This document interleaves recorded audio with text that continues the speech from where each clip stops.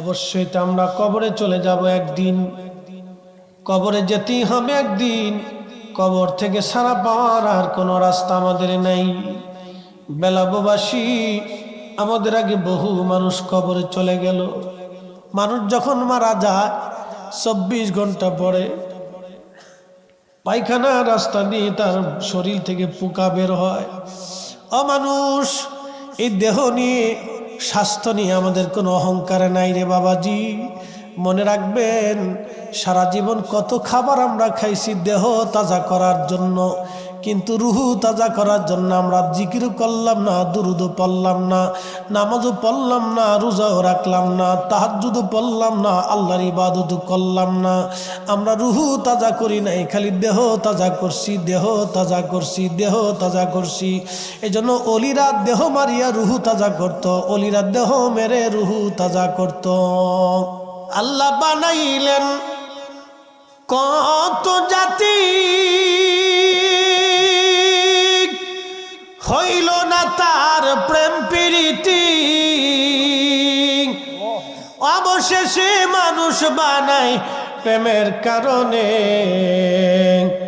প্রেমের ডরি বান্দরে মদিনার শনে, হাইরে প্রেমের ডরি বান্ধরে মদিনার শনে।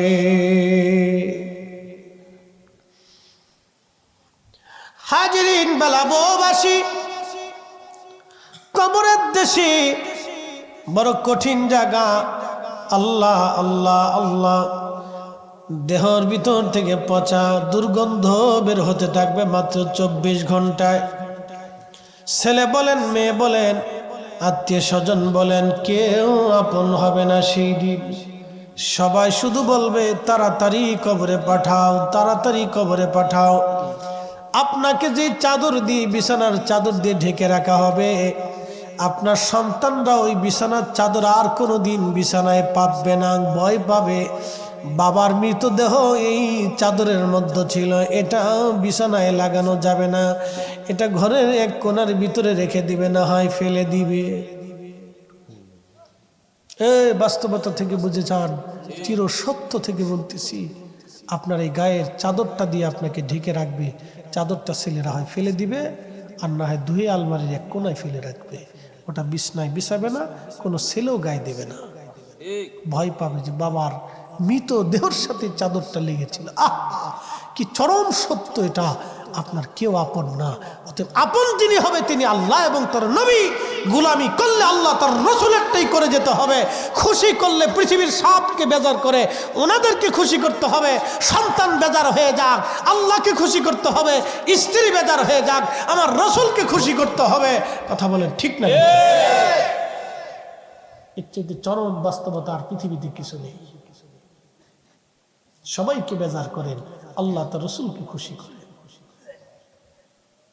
পৃথিবীর সবাই বেজার হয়ে যায়, কিচ্ছু আসে যায়। বেলাববাসী, কবরে নামানোর পরে সেই দিন বড় একা আপনি। প্রিয় নবীজি কবরে নামানোর আগে সাহাবীদের ব্যাপারে নবীজি বলতেন, দেখো সে কোনো ঋণ আছে কিনা। যদি দুনিয়াতে ঋণ থাকে কি পরিমাণ আছে। হুজুর ইয়া রাসূলুল্লাহ, এই পরিমাণ ঋণ আছে। কে কে ঋণ পায়? অমুক অমুক পায়, ডাকো তাদেরকে। নবী বলতেন, তোমরা কি ক্ষমা করছো? কেউ করতো, কেউ করতো না। ধনী ধনী সাহাবীদেরকে ডেকে বলতেন, সাহাবীরা তোমরা কিছু কিছু দিয়ে তোমার ভাইয়ের ঋণ পরিশোধ করে তারপরে কবরে পাঠাও। সাহাবীরা বললেন, হুজুর 2 কবরে খেজুরের ডাল কেন গেড়ে দিলেন? নবীজি বললেন, সাহাবীরা রে, খেজুরের ডাল এই জন্য গাললাম, খেজুরের ডাল তাজা। কবরের মধ্যে কঠিন আযাব হয় 2 কবরে। এই খেজুরের ডাল দুটো গেড়ে দিলাম এই জন্য, খেজুরের ডাল যত সময় তাজা থাকবে তত সময় আল্লাহর জিকির করবে। খেজুরের ডালের জিকিরের কারণে আল্লাহ কবরের আযাব মাফ করে দেবে। আসতে হয়ে গেল না? আরো জোরে বলে। খেজুরের ডালের কবরের জিকিরের কারণে যদি কবরের আযাব মাফ হয়, হালকা হয়, তাহলে আমরা মাফিরাতের জন্য ইসালে সব করলে, ফাতিহা করলে, দোয়া করাইলে, কবর জিয়ারত করলে কবরে আযাব মাফ হয়। ঠিক কি কথা কন না কেন? যারা বেদাত বলে তারা অসুস্থ আত্মা। ঠিক জোরে কন, জোরে কন, জোরে। যারা বেদাত বলে তারা কি আত্মা? অসুস্থ আত্মা। অসুস্থ আত্মা, বেমারি, বেমারি, এটা রোগে ধরছে।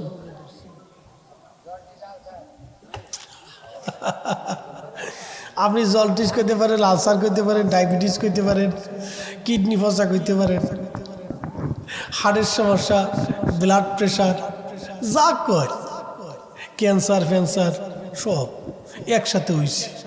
এ তো বদ কপাল্লা। কি কথা কন না কেন? ঠিক কেন?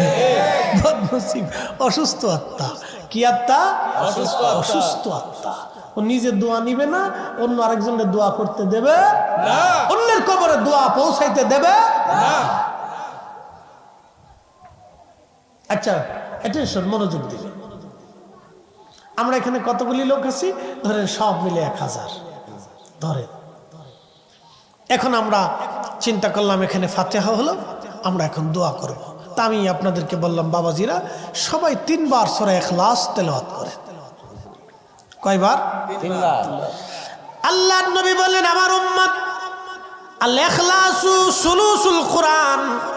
সূরা ইখলাস হলো কোরআনের 3 ভাগ, অর্থাৎ আল ইখলাসু সুলুসুল কোরআন। সূরা ইখলাস হলো 3 ভাগের 1 ভাগ, অর্থাৎ 30 পারা কোরআনের 10 পারা।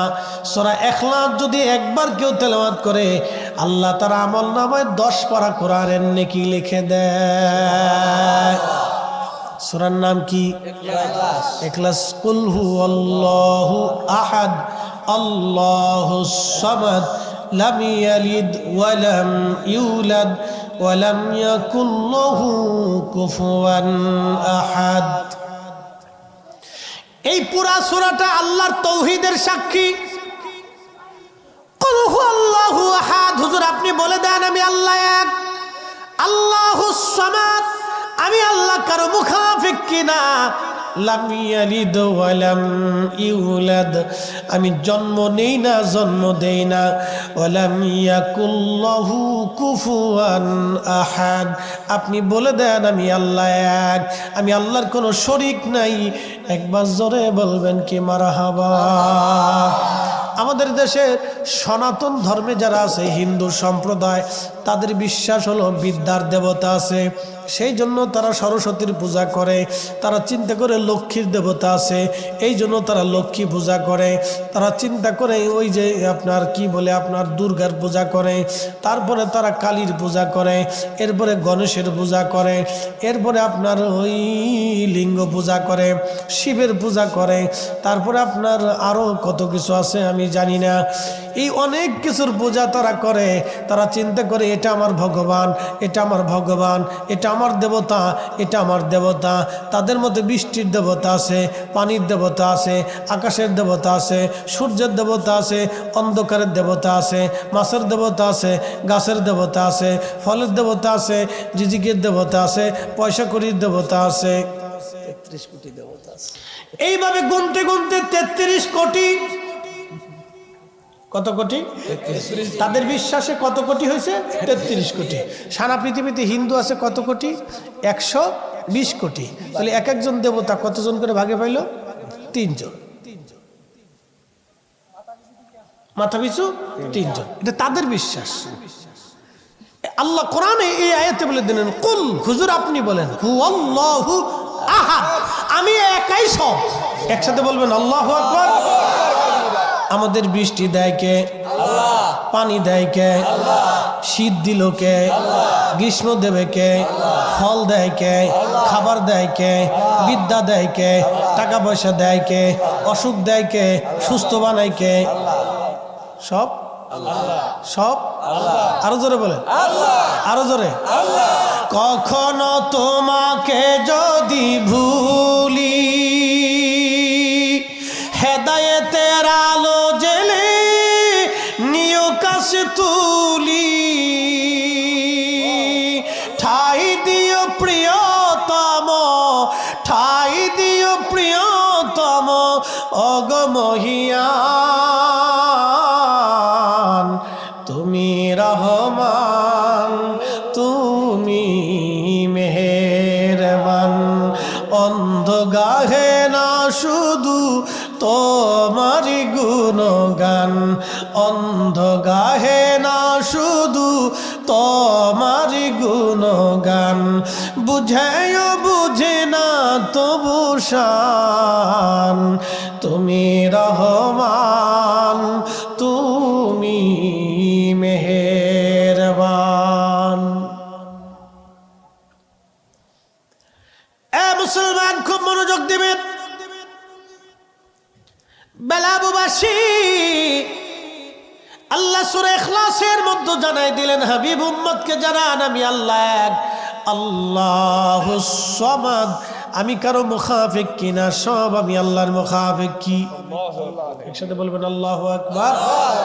পৃথিবীতে একটা ধর্ম আছে মাজুসি, নাম কি? মাজুসিরা আগুনের পূজা করে।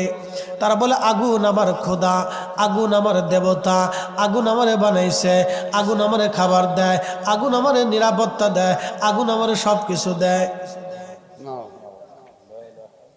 আচ্ছা, আপনাদেরকে প্রশ্ন করি, জবাব দিলেন। আল্লাহ কোরআনে বললেন আল্লাহুস সামাদ, আমি কারো মুখাফিক কিনা। আগুন কিন্তু মানুষের মুখাফিক। কি কি কথা কর না কেন? আগুন জ্বালাইলে, জোরে বলেন, জ্বালাইলে জ্বালানি ছাড়া জ্বলে থাকতে পারে না।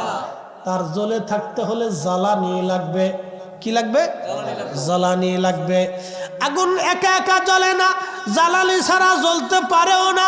তার মানে আগুন পর মুখাফিক। কি কথা কর না কেন? আগুন কি মুখাফিক? পর মুখাফিক। যে পর মুখাপেক্ষী হয় সে কখনো স্রষ্টা হতে পারে না। অতএব মাজুসি ধর্মে যারা অনুসারী, তারা সারা জীবন আগুনের পূজা করলো, সারা জিন্দেগি বরবাদ হয়ে গেল, কোনো কাজেই লাগলো না। কথা কোন ঠিক কিনা? বাইজিদ বুস্তামি রহমাতুল্লাহ, এটেনশন, মনোযোগ দিবে। বাইজিদ বুস্তামি রহমাতুল্লাহ আলাইহি, তিনার বাড়ির পাশে এক মাজুসি ছিল, তার নাম ছিল শামাউল। বর্তমান যে ইরান, এই ইরানের আদিবাসীরা আগুনের পূজারী ছিল। তো বোস্তান নগরে ওনার প্রতিবেশী ছিল এই মাজুসি, আগুনের পূজারী। তো আগুন পূজারীদের ধর্ম যাজক ছিল, আগুন পূজারীদের হুজুর ছিল। তো সারা জীবন সে আগুন পূজা করছে। তার আগুনের যে মন্দির ছিল, একটা দিনের জন্য কখনো নিভাইত না, ওটা জ্বলতে থাকতো, আগুন জ্বালাই রাখত। মৃত্যুর পূর্ব সময়ে বাইজিদ বুস্তামি আগুনের পূজারীর কাছে যে বলতেছে, শামাউন, 40 বছর ধরে তুমি আগুনটাকে সেজদা দিলা, খোদা মনে করলা, প্রভু মনে করলা। শামাউন, তুমি মৃত্যু সজ্জায়। শামাউন, আমি বাইজিদ তোমার প্রতিবেশী, তোমাকে তো দাওয়াত দিতেই হয়। আমি তোমাকে শেষ মুহূর্তে কালেমার দাওয়াত দিলাম, তুমি লা ইলাহা ইল্লাল্লাহ, আল্লাহর একত্ববাদে এবং আমার রসুল আখিরি নবীতে তুমি মেনে নাও। শামাউন ডাক দেখে, বাইজিদ, তোমার ইসলাম ধর্ম সত্য কি করে বুঝবো? তোমার ধর্ম সত্য কি করে বুঝবো আল্লাহ আছে? বলো কি করে বুঝবো আল্লাহ আছে? বাইজিদ বুস্তামি বললেন, শামাউন, তুমি কি প্রমাণ চাও? বলে, হ্যাঁ, অবশ্যই প্রমাণ চাই, আল্লাহ আছে। প্রমাণ কি? বাইজিদ বুস্তামি বললেন, শামাউন, তাহলে তুমি আগুনের মধ্যে হাত দাও, আমি আগুনের মধ্যে হাত দিব। তুমি যেই মন্দির বানাইয়া আগুন পূজা করতেছ বাইজিদ, তুমি শামাউন, তুমি আগুনের যেই পূজা করতেছ শামাউন, আমি বাইজিদ আগুনের মধ্যে হাত দিব, তুমি আগুনের মধ্যে হাত দিবা। যার হাত আগুনে পোড়াবে আমি বুঝবো তার ধর্ম মিথ্যা। একসাথে বলবেন কি আল্লাহু আকবার। ওলিদের পাওয়ার আসেনি? আছে। বুঝে যান তারা কিভাবে ইসলাম দেশে আনছে। ইরানিরা এমনি কালেমা পড়ে নাই, ভারতীয়রা এমনি কালেমা পড়ে নাই। ইরানের ছিল আগুনের পূজারী, আর ভারতীয় হিন্দের অঞ্চলের মানুষ ছিল পাথর পূজারী, মূর্তি পূজারী, বিভিন্ন দেব দেবীতে বিশ্বাসী। এদেশে কালেমার দাওয়াত এত সহজ ছিল না। খাজা বাবা আজমিরি সেই দিন যদি আনা সাগরের পানি একটা লুটার ভিতরে আনতে না পারতেন, তাহলে আজকে আপনি এই কালেমার স্বাদ নিতে পারতেন না। কিন্তু আমার দেশের কিছু সলিমুদ্দির ভাই কলিমুদ্দি লাফাই লাফাই উঠে, লাফাই লাফাই উঠে, লাফাই লাফাই উঠে। এত লাফান কে? বেশি লাফাইয়া যদি আল্লাহ পাওয়া যাইতো আগে পাইতো ব্যান।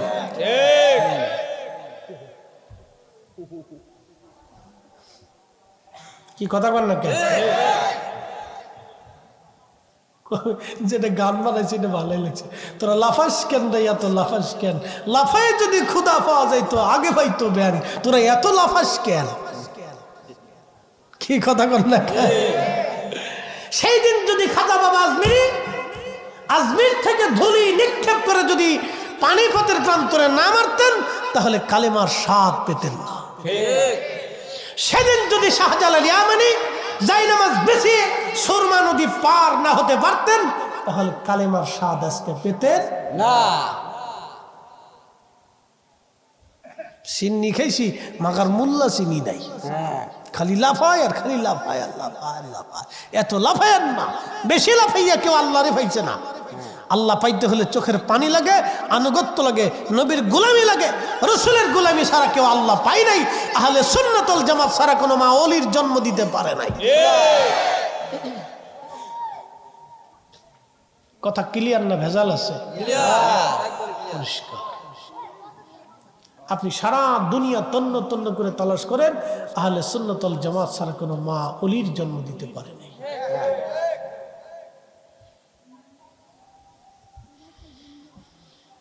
প্রিয় মুসলমান, খুব মনোযোগ দিবেন। হাজিরিন, হযরত বাইজিদ বুস্তামি রাহমাতুল্লাহ আলাইহি উনি শামউনকে ডাক দে, বলে শামউন রে, আগুনের মধ্যে হাত দিয়ে দাও। শামউন চিন্তা করে, আমি যদি আগুনে হাত দেই তাহলে আগুন তো আমার আর খাতির করবে না। কথা তো সত্য, ভেতরে তো আগুন খাতির করবে না। শামউন চিন্তা করে, আমি আগে হাত দেব না, বাইজিদ আগে দিক। বাইজিদ আগে দিলে তো বাইজিদের হাত অবশ্যই পুড়ে যাবে, আর আমি তখনই বলবো বাইজিদ তোমার ধর্ম মিথ্যা। বাইজিদ তুমি আগে হাত দাও, প্রমাণ হয়ে যাক তোমার ধর্ম সত্য না আমারটা ধর্ম সত্য। তুমি আগে হাত দাও, যেহেতু তুমি চ্যালেঞ্জ করছো। আল্লাহর ওলি বাইজিদ বুস্তামি হাত আগুনের মধ্যে বিসমিল্লাহ বলে ঢুকাই দিলেন। আগুন জ্বলে কিন্তু বাইজিদ জ্বলে না। জোরে জোরে জোরে জোরে জোরে জোরে।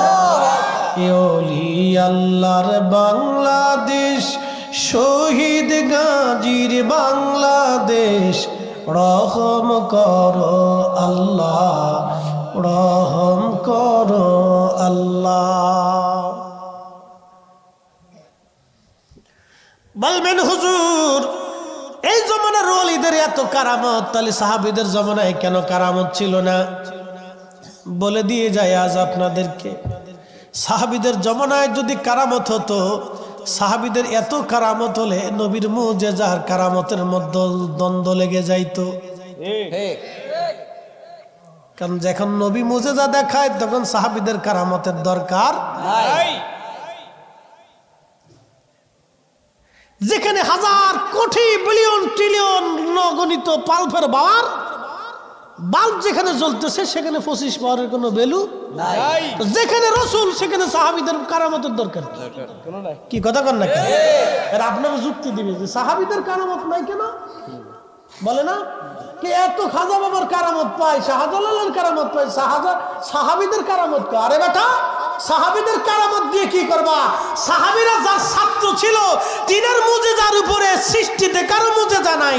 সব নবীর আল্লাহ যত মুজিজা দিছে তার চাইতে 70 গুণ মুজিজা আল্লাহ আমার নবীরে দিছে। সুবহানাল্লাহ, আল্লাহু আকবার, ইয়া রাসূলুল্লাহ, জিন্দাবাদ জিন্দাবাদ।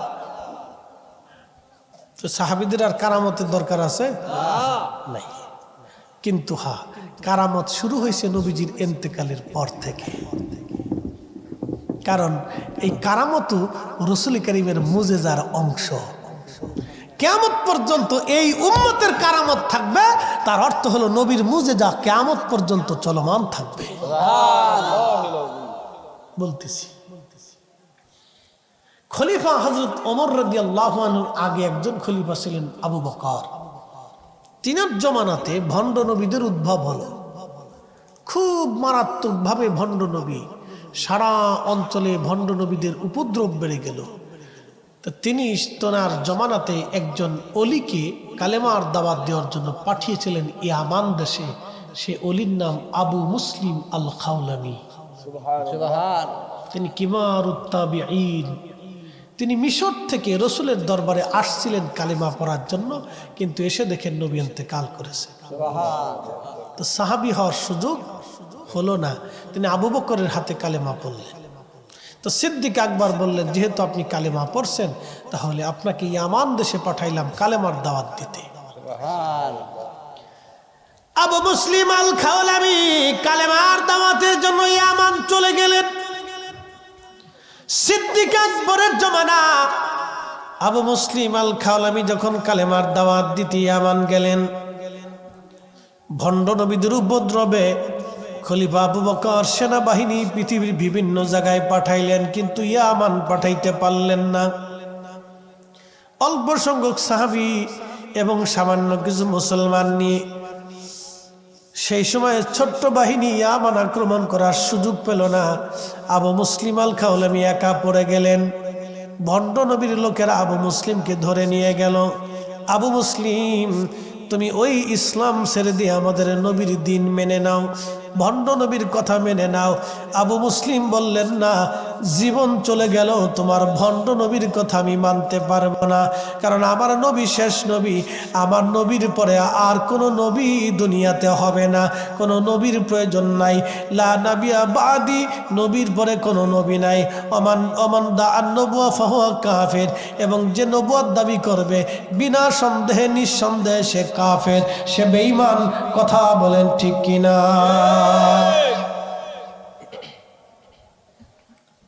শ্রেষ্ঠ নবী দিলাম রে, তরিয়ে নিতে রোজা হাসরে, পথ না ভুলি তাই তো দিলে পাক কুরআনের বাণী।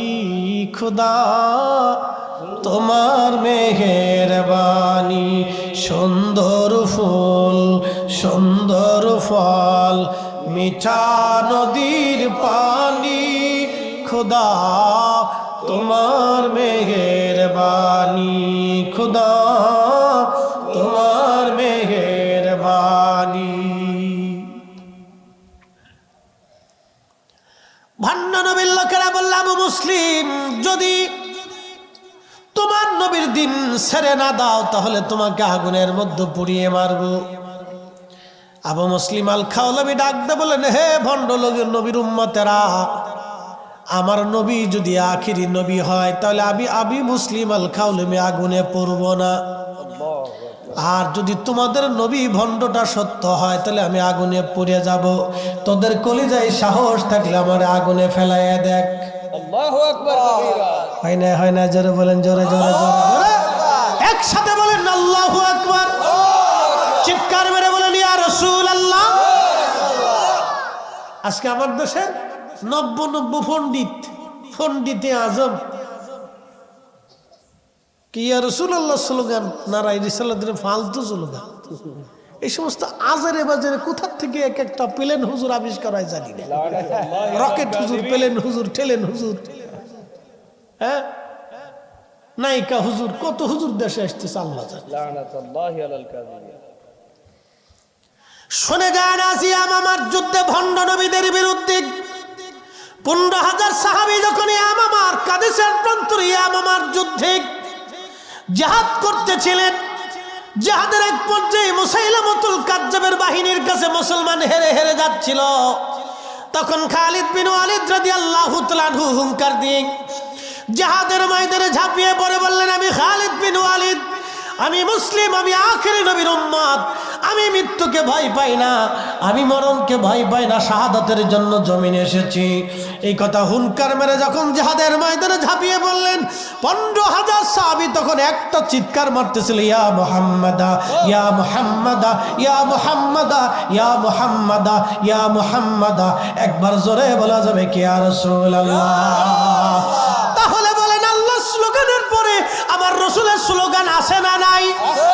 হ্যাঁ, হাত উঁচা করে বলেন আছে না নাই? চলবে কি চলবে না?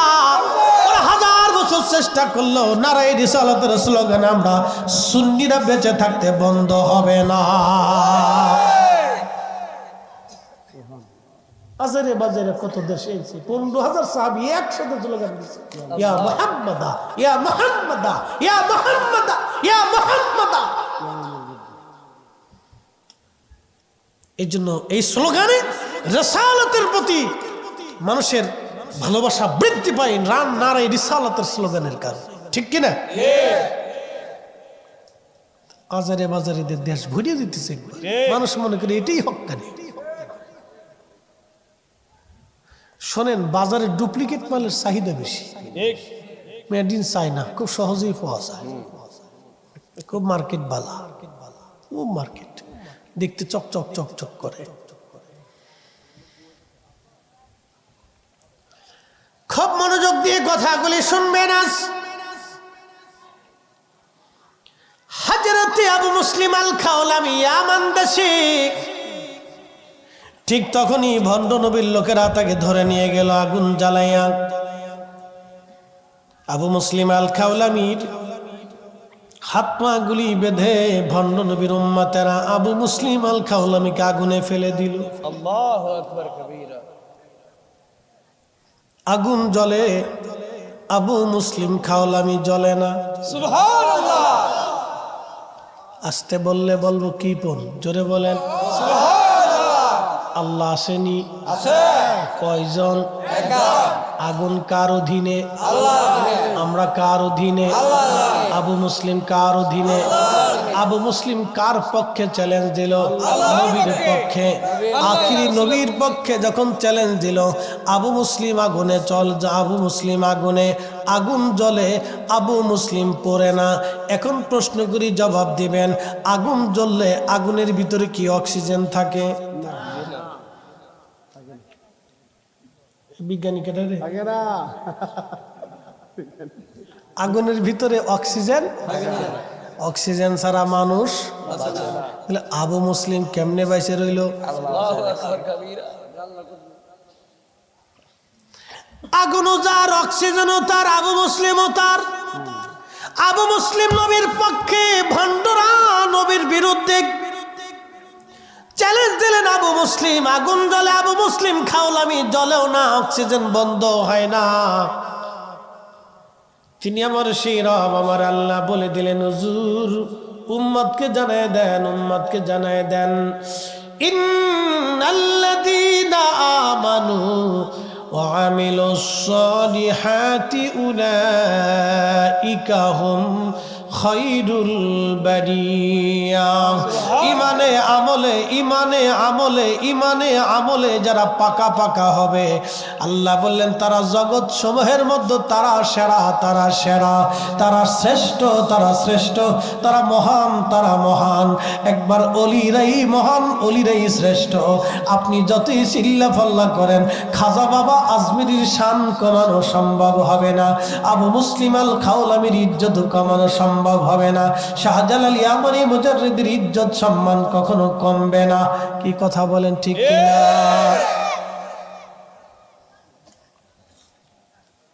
ভুলিয়ে যাবেন না, আবু মুসলিম আল খাওলামি আগুন জ্বলতেছে, ভণ্ড নবীর লোকেরা কিছু সময় দাঁড়ায় দেখলেন সর্বনাশ, এতে আগুনের ভিতরে বসে রয়েছে।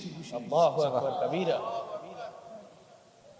দীর্ঘ সময় আগুন জ্বলল, আগুন থেকে তিনি বের হয়ে আসলেন। সুবহানাল্লাহ। ভণ্ড নবী সহ লোকজন পালিয়ে চলে গেল। কিছু লোক পালাইলো, কিছু লোক বলল না, আমরা আর মিথ্যার মধ্যে থাকবো না, লা ইলাহা ইল্লাল্লাহু মুহাম্মাদুর রাসূলুল্লাহ সাল্লাল্লাহু আলাইহি ওয়াসাল্লাম। একসাথে বলবেন না, ইয়া রাসূলুল্লাহ। ধুলির ধারা বেহেশত বেহেশত আজ জয় করিল দিল রে লাজ আজকে খুশির ঢল নেমেছে ধূসর সাহারায় রে সাগর আকাশ বাতাস দেখবি যদি আয় রে সাগর আকাশ বাতাস দেখবে যদি দেখাবে না মায়ের কোলে দোলে শিশু ইসলাম দোলে কচি মুখে শাহাদাতের বাণী সে শোনায় রে সাগর আকাশ বাতাস দেখবি যদি আয় রে সাগর আকাশ বাতাস দেখবি যদি আয় ত্রিভুবনের প্রিয় মুহাম্মদ ত্রিভুবনের প্রিয় মুহাম্মদ এলো রে দুনিয়ায় রে সাগর আকাশ বাতাস দেখবি যদি আয় রে সাগর আকাশ বাতাস দেখবি যদি আয়। বান্দা আমার খুব মনোযোগ দিবেন। আবু মুসলিম আল খাওলামি উঠে আসলেন আগুনের ভিতর থেকে। বহু ইয়ামানবাসীর ভুল ভেঙে গেল, তারা দোহরায় কালেমা পড়ে শুধরায় নিল। সারা পৃথিবীতে সংবাদ ছড়ায় গেল, মদিনায় সংবাদ আসলো। হযরত ওমর রাদিয়াল্লাহু আনহু ইয়ামানের পথের সামনে দাঁড়ায় থাকে, কখন কোন দিন আবু মুসলিম আসবে। এই উম্মতের ইব্রাহিমকে আমি অভিবাদন জানাবো, এই উম্মতের ইব্রাহিমকে আমি সম্বোধন জানাবো, এই উম্মতের ইব্রাহিমের সাথে আমি মোলাকাত করব। সুবহানাল্লাহ। এই উম্মতের ইব্রাহিম, জোরে বলেন, এই উম্মতের ইব্রাহিম ইব্রাহিম আলাইহিস সালামকে আগুনে ফেলাইছিল কেডায়? নমরুদ। কতদিন ছিল? 40 দিন। 40 দিন আগুনে অক্সিজেন থাকে, খাবার থাকে। ইরাকের বাগদাদে সে আগুনের কুণ্ডলী এখনো আছে, সেই স্থানটা এখনো আছে। ইব্রাহিম আলাইহিস সালামকে আগুনের মধ্যে ফালানো হলো 40 দিন আগুনের ভিতরে। ইব্রাহিম আলাইহিস সালামের মা বলতেছে, ইব্রাহিম আমি তো তোর মা, পৃথিবীর সবাই ভুললে আমি তো ভুলতে পারি না, তোর আল্লাহকে বল না আগুন যেন আমার জন্য ঠান্ডা হয়ে যায়, আমি তোর কাছে আসবো বাবা। খেতে বলবেন না মারহাবা? মা মা যেন বললেন কি মা মা। সবাই ভুললেও উনি ভুলে না। ছেলে ইয়াং, বিয়ে হয়েছে, প্যারালাইসিস রোগ হলে স্ত্রী চলে যাবে। স্ত্রী কি হবে? চলে যাবে। কেন চলবে? পিছনে কারণ আছে। এটা খারাপ দৃষ্টিকোণ না, অ্যাটেনশন, এটা আমি খারাপ দেখি না। কারণ প্রত্যেক মা চায় তার সন্তানটা ভালো থাকে। তো শ্বশুর বাড়ির লোকজন বলবে সে তো যেহেতু অসুস্থ, তাহলে আমাদের মেয়েকে আমরা নিয়ে যাব। তো তারা নিয়ে যাবে। সে অন্য কোথাও তার সংসার বা তার জীবন গড়ার জন্য তার একটা ব্যবস্থার প্রয়োজন আছে, এটা স্বাভাবিক। তো মেয়েটা চলে গেল। এখন এই ছেলের জন্য আপন কি আছে? ঘরের মধ্যে পেশাব করে, পায়খানা করে, কি যন্ত্রণা। ভাই হয়তো 2-4 দিন, আর ভাইয়ের বউরা তো ওটা কাছেই আসবে। বন্ধু বান্ধব হয়তো 2-1 দিন আপনাকে দেখতে টিকতে আসবে, খুব অসুস্থ, একটু দেখে আসি, বাস দেখা শেষ, চলে যাবে। 6 মাস 1 বছর ওইভাবে ভুগতে ভুগতে আপনার পায়খানা পেশাব ওই অবস্থায় যে পরিষ্কার করে সে মা। আপনাদেরকে বলি এগুলি হলো বাস্তবতা। কোনোদিন আল্লাহ জানে সিচুয়েশনে কাউকে না ফেলা, তো যে পড়ছে সে জানে মা কি জিনিস। এই জন্য সাবধান, কখনো আনিস করিলি ওয়ালি ওয়ালি দায়ী। আল্লাহ কোরআনে বলছেন, বান্দারে তুমি আমার শুকর করো, সাথে সাথে তুমি তোমার পিতামাতার প্রতি কৃতজ্ঞ হও, তাকে সম্মান করো, সর্বোচ্চ সম্মান করো। তাকে তোমার ব্যবহারে যেন সে যেন শব্দটা পর্যন্ত না করে। অখফিস লাহুমা দানাহাদ দুল্লি মিনার রাহমা, তুমি তার সমস্ত দয়াকে তুমি তার জন্য ঢেলে দাও, তোমার ভালোবাসাটাকে তার জন্য পরিপূর্ণ করে দাও। আল্লাহ কোরআনে আমাদেরকে পাঠ পাঠ করে শিক্ষা দিছে। এই জন্য এটা হলো বাস্তবতা, কখনোই ভুলটা যেন কারো জীবনে না আসে। তিনটে জিনিস পাবে মার খেদমত যদি করতে পারেন, 1 নম্বর হায়াত, 2 নম্বর দৌলত, 3 নম্বর ইজ্জত। হায়াত, দৌলত, ইজ্জত, হায়াত, দৌলত, ইজ্জত দুনিয়াতে পাবে যদি খেদমত করতে পারেন। আর উনি যদি আসমানে হাত বাড়ায় তো কবুল হয়ে যাবে। একসাথে বলবেন না আল্লাহু আকবার। উনি হাত বাড়ালে কি হবে? আসমানে কবুল হয়ে যাবে, মনে রাখবেন। হযরত ইব্রাহিমের মা বলে, ইব্রাহিম আমি তোমার কাছে আসতে চাই, তোমার রবকে বলো তোমার জন্য আগুন যেমন ঠান্ডা হয়েছে আমার জন্য আগুন যেন ঠান্ডা হয়। ইমাম ইবনু কাসির আল বেদায়ের মধ্যে লেখেন, আল্লাহ কি ইব্রাহিম ডাক দিয়ে বলেন রাব্বি আমার মা আসতে চায়। আল্লাহ অনুমতি দিলেন। ইব্রাহিমের মা খাবার দাবার নিয়ে হযরত ইব্রাহিম আলাইহিস সালামকে আগুনের কুণ্ডলির মধ্যে বসে বসে মা সন্তানকে আদর করে খাবার খাওয়ায় চলে আসলো। একবার জোরে জোরে বলা যাবে কি মারহাবা। কখনো তোমাকে যদি ভুলি,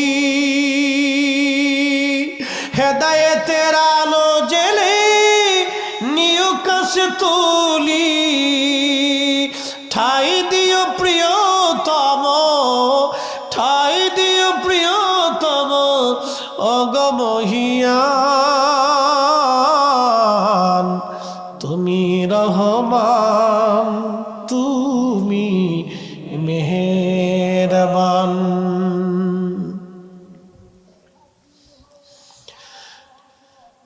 ওটা কি হয়?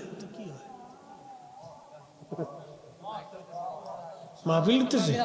আচ্ছা আচ্ছা, এ কত দূর এখান থেকে? আচ্ছা ঠিক আছে, আচ্ছা যা কাছাকাছি তো। আমাকে মাইকের আওয়াজ কি হেতে যায়নি? বাপরে বাপ, আরো সাইড দিয়ে লাগানোর দরকার ছিল, যে ঘুরাই দে, হেরা সাইড দিয়ে দিত আমরা সাইড দিয়ে দিতাম, তো তো ওয়াজ হয়ে যেত ফাটাফাটি।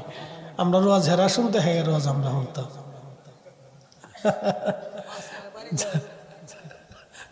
আল্লাহর ইচ্ছা সব। একসাথে জোরে বলি তো আল্লাহু আকবার। আবু মুসলিম আল খাওলামি সুদূর ইয়ামান থেকে রওনা করলেন মদিনার পানে। হযরত ওমর দাঁড়ায় থাকে কখন আসবে আসবে আসবে, অপেক্ষা করতে করতে করতে করতে একদিন দেখে আবু মুসলিম আল খাওলামি আসে। হযরত ওমর দাঁড়ানো, আহলান সালাম দেওয়ার জন্য হযরত ওমর কাছে আসার পরে বুকের মধ্যে জড়িয়ে ধরে আদর করলেন, চুমা খাইলেন আর বললেন, আবু মুসলিম তুমি এই উম্মতের ইব্রাহিম ইব্রাহিম। একবার জোরে বলা যাবে কি মারহাবা। বলেন আল্লাহ আছে না নাই? আমাদের নবী হক না বেহক? একবারে বাস্তব তাজা ঘটনা, তাজা লক্ষ লক্ষ মানুষ এই ঘটনার সাক্ষী। তাজা ঘটনা, একবারে তাজা ঘটনা সাহাবীদের জমানায়। কে বলছে সাহাবীদের জমানায় কারামত ছিল না? বেটা কিতাবই তো পড়ে না। ঠিক, কি কথা কর না কেন? ঠিক। মুসলমান, শামুন বাইজিদ বুস্তামি আগুনের মধ্যে হাত দিয়ে বসা, আগুন জ্বলে, বাইজিদ বুস্তামি জ্বলে না। আল্লাহ দীর্ঘ সময় পরে অলিকুল শিরোমণি বাইজিদ বুস্তামি রহিমাহুল্লাহ হাত বের করে নিয়ে আসলেন। শামুন দেখো তুমি এবার আগুনের মধ্যে হাত দাও। শামুন বললেন, বাইজিদ এত বছর ধরে আগুনের সামনে সেজদায় পড়ে থাকি, একটা বারের জন্য আগুন আমাকে খাতির করবে না? তুমি এমন কি করলা বাইজিদ, আগুন তোমারে পোড়ানোর সাহস করলো না? বাইজিদ ডাক ডাকে, শামুন তুমি আগুনের সেজদা দিছ, আর আমি আমার মা আগুনের মালিক রে সেজদা দিয়ে খুশি করছি। তুমি যদি আগুনকে খুশি রাজি করতে চাও, বাধ্য করতে চাও শামুন, তাহলে আগুনের পূজারি না হইয়া আমার মালিক আমার আল্লাহকে মেনে সেজদা দাও। জাগা মতো মানলে কাজ হবে, আজারে বাজারে মাইনে কোনো লাভ হবে না। এই জন্য আমরা সুন্নিরাও জানি নবী মানলে আল্লাহ মানা হয়। কথা বল না কেন? নবী মানলে আল্লাহ। আবু বকর সিদ্দিক আগে নবী দেখছে, আম্মাজান খাদিজা আগে নবী দেখছে, হযরত বেলাল আগে নবী দেখছে, হযরত সুমাইয়া রাদিয়াল্লাহু আনহা নবী দেখছে, ইয়াসার নবী দেখেছে, আবু যর গিফারি নবী দেখেছে। ১৬ লক্ষ সাহাবী আগে নবী দেখা তারপরে কালেমা আনছে।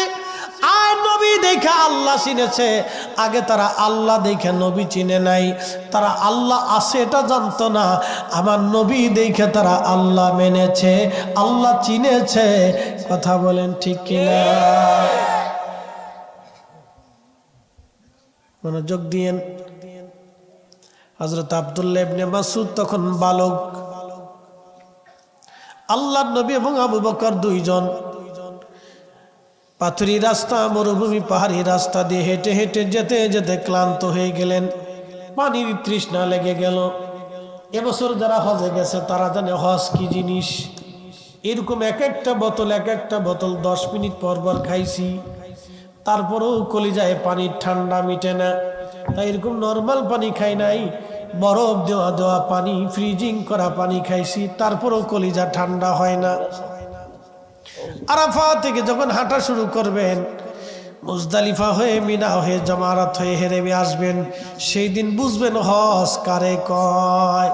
আমার চোখের সামনে আরাফাতে এক মিশরি হাজি ছটফট করে মারা গেল, প্রচন্ড গরমে, হিট স্ট্রোকে। হজ কারে কয় বোঝা যায় গরমে হেঁটে হেঁটে হজ করলে, আর আরামে হজ করলে হজ করা যাবে, কিন্তু হজের গুরুত্ব বুঝবেন না। এই জন্য বুড়াকালে হজের চাইতে জোয়ানকালে হজ করা ভালো। আমাদের দেশের বহু মানুষের হজ ফরজ। ওরে যাচ্ছি কবরে, হাসরে কবরেই তো যাইতে হবে আমাদের, কবর ছাড়া আর কি রাস্তা আছে? কবর ছাড়া রাস্তা নেই, ওখানেই যাওয়া লাগবে।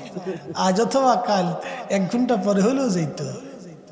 তো লাস্টের দিকেই যাই, জীবনের শেষে যেহেতু কবরে যাইতে হবে, তো শেষের দিকেই কবরে চলে যাচ্ছি, চিন্তার কোনো কারণ নেই।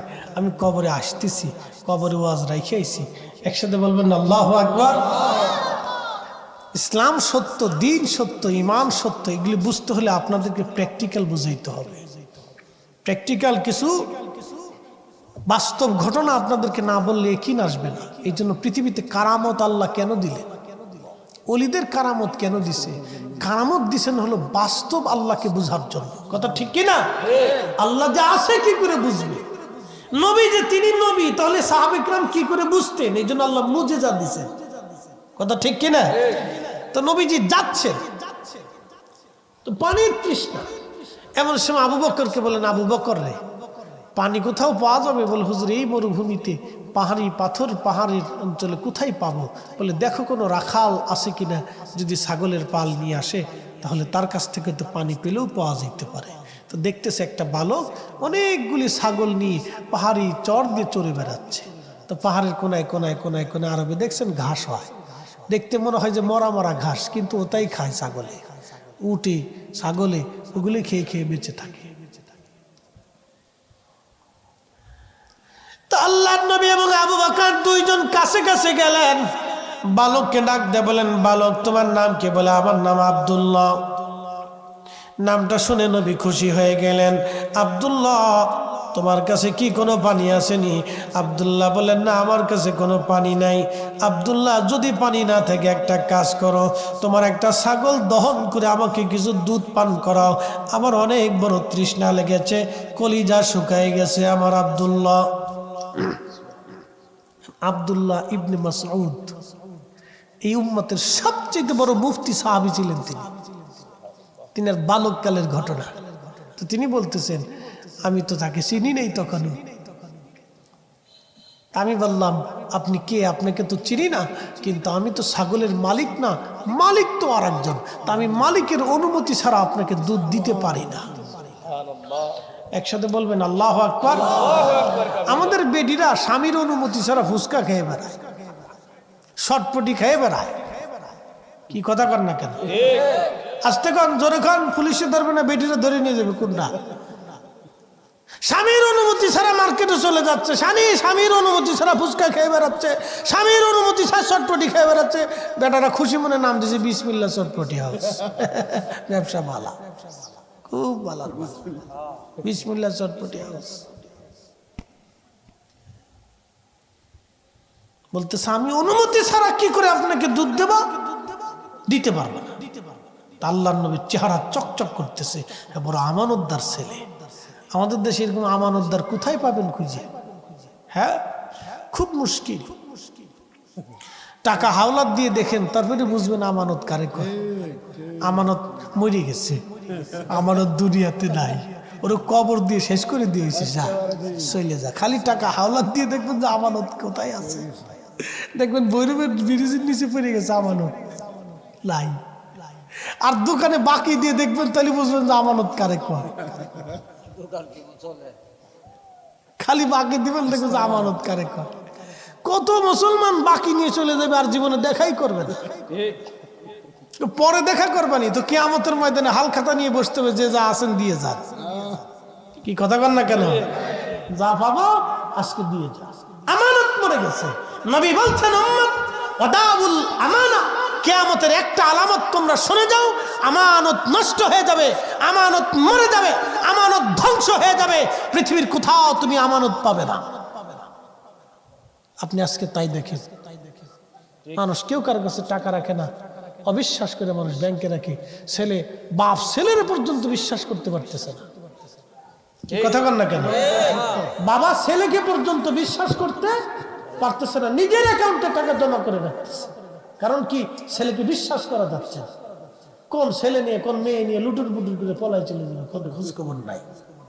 বিশ্বাস করা মুশকিল। জরি নাইলে ভেঙে গেছে গা, আমানত বৈরবের ব্রিজ নিচে পড়ে শেষ।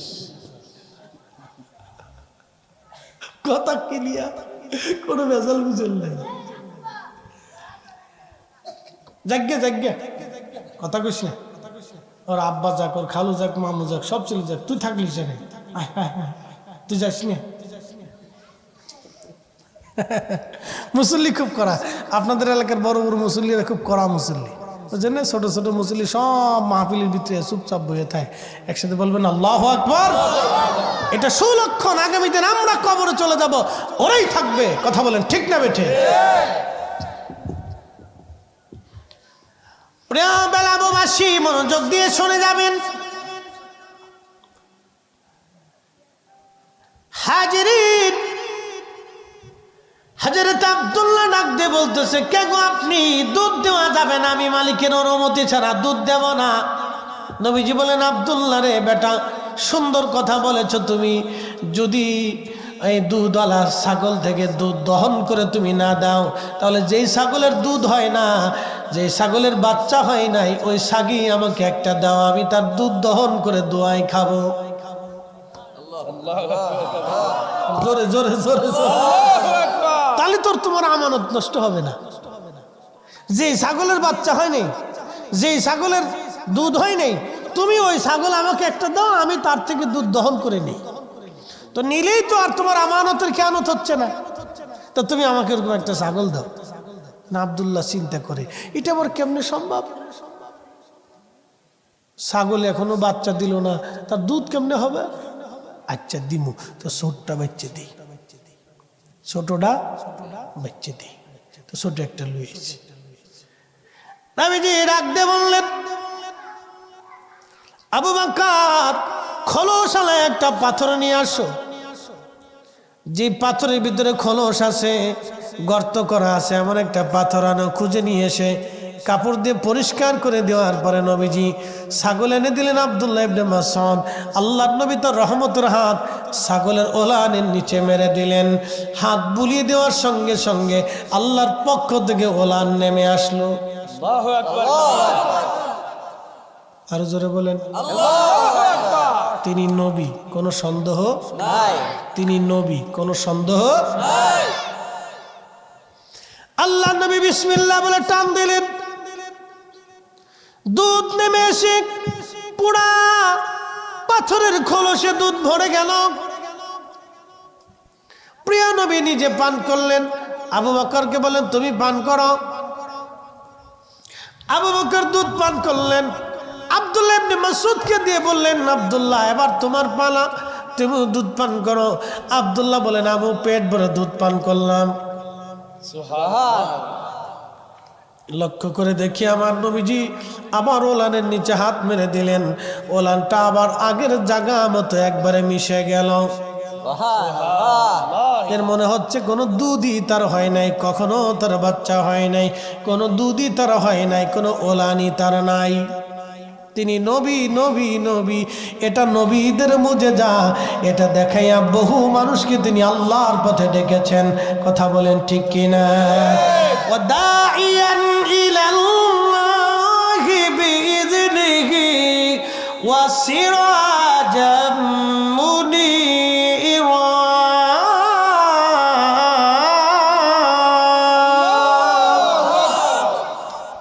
আল্লাহকে যে পাইতে চাই, হযরতকে ভালোবেসে, আরশ কুরসি লৌহ কলম না চাহিতে পেশেষে।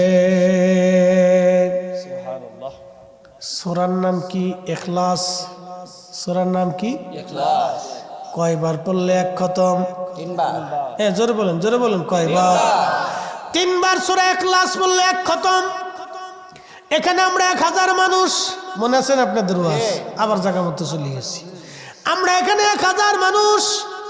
এই 1000 মানুষ যদি একবার করে সূরা 3 বার ইখলাস সূরা 3 বার পড়ি, তাহলে খতম হয় কয় হাজার? আমরা 1000 হইলে 1000 খতম। একসাথে বলবেন না মারহাবা? খেজুরের ডাল জিকির করে কার? আল্লাহ। কবরে খেজুরের ডাল নবীজি গেড়ে দিলেন। খেজুরের ডাল জিকির করে কার? আল্লাহ। আমরা সূরা ইখলাস পড়ে জিকির করি কার? আল্লাহ। খেজুরের ডালের জিকিরে যদি কবরের আযাব বন্ধ হয়, তাহলে আমাদের কোরআন তেলাওয়াতে, সূরা ইখলাস তেলাওয়াতে কবরের আযাব বন্ধ হতে পারে কি পারে না? তাহলে আমাদের বেশি বেশি ফাতিহা করার দরকার, বেশি বেশি করে মৃতদের জন্য দোয়া ইস্তেগফার করে বাড়িতে কোরআন খতম দিয়ে মিলাদ মাহফিল করা দরকার। ওরা বেদাত বেদাত করে চিল্লায় চিল্লায় গলা শুকাইতে থাকুক, আমরা সুন্নিরা করতে থাকবো করতে থাকবো। কথা কন না কেন? একদিন মাটি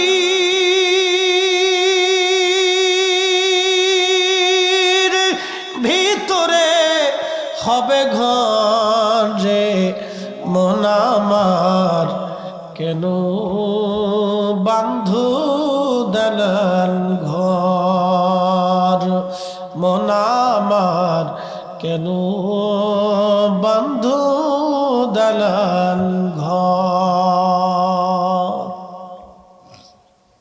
এ বন্ধু, রাত্র যদি এখন 2টা বাজে, রাত 2টার সময় আপনারা বসে আছেন, জানি একটা প্যাকেটও তাবারক নাই। সবাই খালি সারা বছর বলছে সুন্নিরা তাবারক ছাড়া মাহফিলে থাকে না। আপনি আমার একটু দেখাবেন তো, বাংলাদেশের কোন হুজুরের মাহফিলে তাহিরি সাহেব সারা রাত 2টা পর্যন্ত মানুষ বসে থাকে? খুব কম পাওয়া যাবে না? খুব কম পাওয়া যাবে। তার মানে আপনারা সিন্নির লোভে বসে রয়েছেন না, আপনারা আল্লাহকে ভালোবেসে রসুলকে গোলামের জন্য বসে আছেন। কথা বলেন ঠিক না? ঠিক। আজকে কোনো সিন্নি টিন্নি নাই। তোরা আবার ফলাই যাস না কিন্তু। তোরা আসুস নি বাবা, তোরা আসুস নি, মনোজাত পর্যন্ত আসুস নি, কিন্তু সিন্নি টিন্নি কিন্তু নাই, তাবরক নাই কিন্তু। মন খারাপ করিস না, আসুস নি। ওরা জান নেই বই রয়েছে, মার হাওয়া কর না। ওরা জানে যে চারপাশে কোনো তাবরকের ডেকসি বাড়ি বুড়ি দেয় নাই, কোনো শব্দ হয়নি আজকে, এই জন্য বসে রয়েছে। আজকে হলো পরীক্ষায় আপনারা পাস। ইনশাআল্লাহ। আলহামদুলিল্লাহ। কেন পাস? আমি পাস করিনি তো, আল্লাহ নিজে পাস করাইছে। কে পাস করাইছে? আল্লাহ। وَلَنَبْلُوَنَّكُمْ بِشَيْءٍ مِّنَ الْخَوْفِ وَالْجُوعِ وَنَقْصٍ مِّنَ الْأَمْوَالِ وَالْأَنفُسِ وَالثَّمَرَاتِ।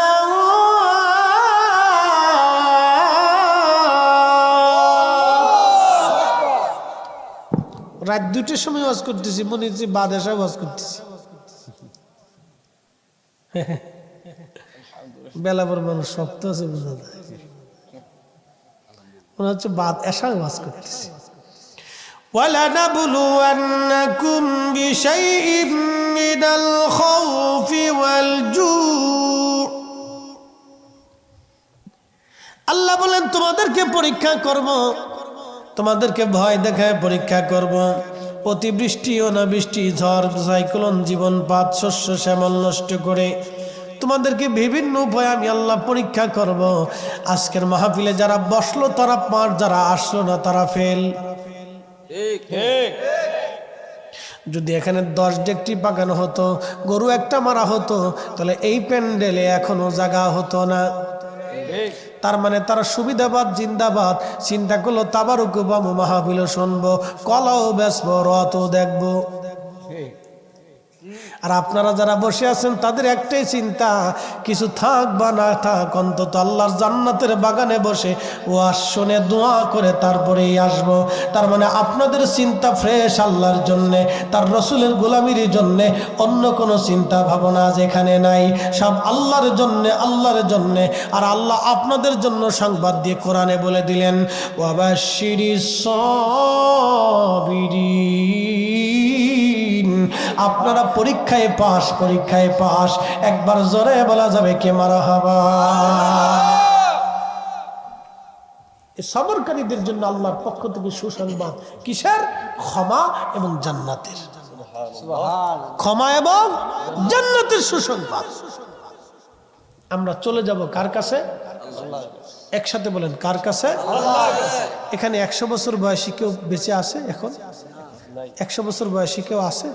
নাই। এর অর্থ হলে 100 বছর আগে যারা এই অঞ্চলে ছিল আজকে সবাই মাটির নিচে। 100 বছর পরে আমরা এখানে যারা বসে আছি সবাই কোন জায়গা? মাটির নিচে। এটা চিরসত্য, ইউনিভার্সাল ট্রুথ, ইউনিভার্সাল ট্রুথ, চিরন্তন সত্য। এটা ঠিক এটাই হবে, মাটির নিচে। নবীজি বললেন, সাহাবীরা রে, কবরের ভিতরে কঠিন আযাব হচ্ছে 2টা কারণে। একটা চগলখুরি করার জন্য, চগলখুরি বুঝছেন নি, একজনের দোষ আর একজনের কাছে বইলে বইলে ভেজাল বাড়ায়। আছে না এরকম কিছু মানুষ? আহা, অসুস্থ আত্মা। যারা বলেন কি আত্মা? অসুস্থ আত্মা। দেখবেন চার দোকানে বসলি, হেতা ভালো না, হেতার মেয়ে এমনি চলে, হেতার বউ এমনি চলে, হেতার মা এমনি চলে, হেতায় নিজে এমনি চলে, হেতায় এটা করে, হেতায় সেটা করে, সব ভালো খালি নিজে। আসেন এরকম কিছু লোক? একবার বিরাট বড় বুজুর্গ আলাইহিস সালাতু ওয়াস সালাম, শয়তানের খালাতো ভাই। কি কথা কন না কেন? শয়তানের খালাতো ভাই। সব দোষ সার মানসিক, সব খালি উনি ভালো। বসে বসে সার দোকানে খালি হেতা ভালো না, হেতার বউ আপনি যায়। হারে বেটা, অন্য বেটার বউর হতে তোমার নজর যায় কে? কি কথা কন না কেন? র‍্যাঙ্ক বাড়ছে মসজিদ পর্যন্ত বর্তমানে। আমি একদিন ওয়াজ করতে গেছি গোপালগঞ্জ। কোন গঞ্জ? গোপালগঞ্জ। ওই শেখ হাসিনার বাড়ি থানা যেন ভুলে গেছি, টঙ্গিপাড়াত গেছি মাহফিল করার জন্য। বিশ্বাস করেন আমি ওয়াজ করতেছি বেশ অনেক আগে, আমি কামিল তখন ফারিগ হয়েছি। তুই এলাকা তো গাইডে সুন্নি বেশি। আমরা কিছু পীর ভাইরা মাহফিলের ইন্তজাম করছে, বিরাট আয়োজন, এরকম লোকজন বেড়াই, মহিলা পুরুষ দিয়ে 1000 খানিক লোক হবে। তো পুরুষ মানুষরা বসে বসে ওয়াজ শুনতেছে, আর মহিলারা ভিতরের বাইরে বসে, বাড়িতে বসে বসে ওয়াজ শুনতেছে। প্রজেক্ট তখন কিছু নাই, এত আমদানি সামদানি ক্যামেরা ট্যামেরা কিছু হয়েছে না তখন তো আমি ওয়াজ করি। তো ওয়াজ করতেছি এক ভদ্রলোক, এক আলেম, আল্লাহ মাফ করুক, সে ভাইটা দাঁড়ায় বললো, হুজুর একটা কথা বলে। কি কথা বলে? তো বলতেছে পর্দা করা কি? তা আমি বললাম আপনি আলেম জানেন না, পর্দা করা তো ফরজ। তা কই যে বাইরে ভিতরে মহিলারা এসে বাইরে বসে ওখানে বসে ঘরের আনাচে কানাচে উঠানে বসে ওয়াজ শুনতেছে, এটা কি পর্দার খেলাপ না? দেখেন কোন জায়গায় হাত দিছে। তার উদ্দেশ্য হলো আমার অপমান করা, উদ্দেশ্য ভালো না। তো ভিতর থেকে আরেকজন মুরব্বী দাঁড়াকে, এই বেটা থাম, মৌলবী বিরাট বড় হইছো, তোমার মায়ের দুধ বেচে বেড়াইছে, হে তা কও না। গেছে না ইজ্জত? আরেকজনের দ্বারা খাই বেটা থাম, আমরা এতগুলি পুরুষ এইখানে বসে রয়েছি, আমরা নজর বেডিকার দিকে যাই না, তুমি হুজুর মানুষ এই বেডিকার দিকে নজর গেল কে?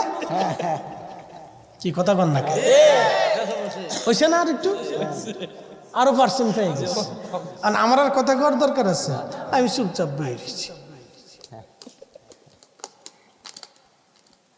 তো কার বউ কেমনে যায়, কার মেয়ে কেমনে যায়, হেতা চার দোকানে বইয়ে বইয়ে ফেসাল পারে, তার মানে তার চোখ ভালো না, হেতা নিজেই খারাপ, শয়তানের খালাতো ভাই। কথা কন না কে? ঠিক কিনা? অসুস্থ। জোরে বলেন কি? অসুস্থ। অসুস্থ সার্টিফিকেট দিয়ে দিলাম, অসুস্থ। প্রিয় উপস্থিতি, মনোযোগ দিবেন। চগলখড়ির কারণে কবরের মধ্যে কঠিন আযাব হবে। আরেকটা আযাব হবে কবরের মধ্যে পেশাব করার পরে ঢিলা কুলুপ ব্যবহার না করলে। পায়খানা পেশাব করার পরে যারা ঢিলা কুলুপ করে না এবং পর্দা করে না, দেখবেন অনেকে আছে সেন্ডা খুলে সেলো মেশিন স্টার্ট করে দেয়। এই বলাবেন তোরা আসিস না, তোরা কিন্তু এই কোম্পানির 1 নম্বর সদস্য, খালি দাঁড়ায় দাঁড়ায় ঘুরায় ঘুরায় মতোস। একজন ঘুমাই পড়ছে, ছুয়া 2টা বাজে, আর কত জায়গায় থাকবে বলতো? এই দাঁড়ায় মতন না ফাটি হেতারা করে কি সেন্টারে খুলে ঘোরায় ঘোরায় ফাল্লা দিয়ে মুতে, কে কদ্দুর মুততে আরে।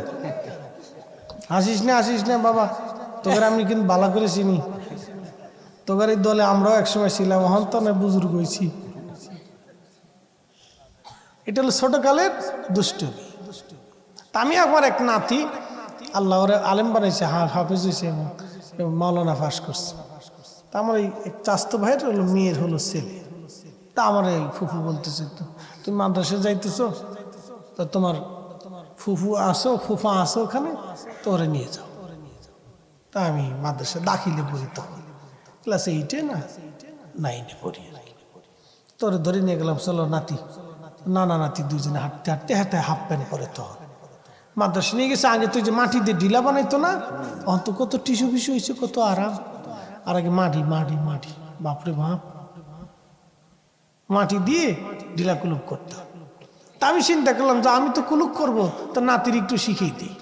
তা আমি একটা কুলুক লইছি, নাতির একটা দিয়ে বললাম নাতি কুলুক করা লাগবে। তা আচ্ছা করবো না। তা আমি একটা কুলুক নিয়ে এ পেশাব করে একটু হাঁটাহাঁটি করতেছি, তখন দেখি নাতি সেন্ডা খুইলে সেলো মেশিন স্টার্ট করছে। তা আমি দেখি দাঁড়ায় দাঁড়ায় সে মারতেছে। তো চিন্তা করলাম এখন যদি ধমক দিই তো পেশাব বন্ধ হয়ে যাবে, বিপদ না, ও তার দরকার নাই। চিন্তা করলাম ছাড়তেছে, ছেড়ে দিক। তো যাই হোক, তো কিছুক্ষণ পরে দেখি নাতি বাঁ মাত্রে এমনি আগায় ধরে রাখছে। আমি কি ব্যাপার, পেশাব করে বলা, তা হাত সামনে কে? মানে আমি একটু ফুসি দিয়ে দেখি যে কুলুকটারে পেশাবের আগে এমনি সামনে ধরে রাখছে। না না করো কি? না না কুলুক করতেছি, কুলুক। না না কুলুক করি, কুলুক। আমি কি আরো ইজ্জত পাইয়ে ফেলাইছি কুলুক।